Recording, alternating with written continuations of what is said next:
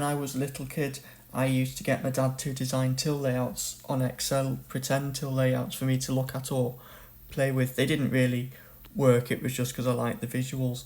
So this one has got loads of blank buttons.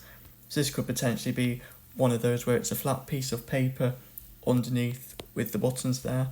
And then you've got your tender amounts. Now this enter button's my favourite. It says enter instead of cash, although I think it would serve the same purpose, but look at the colours and things on it. This one's quite basic.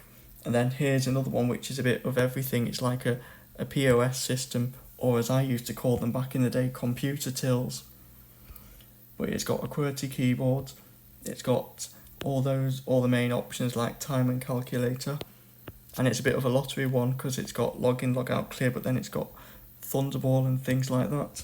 But the login and that colours are all blended together, and the cancel button is blue, which isn't right, but there you go. So this is what I used to do as a little kid. So these aren't real tills, these are just tills that me and Dad created in Excel. Anyway, tell me what you think of this in the comments, and thank you for watching. By the way, I review till layouts as my special interest.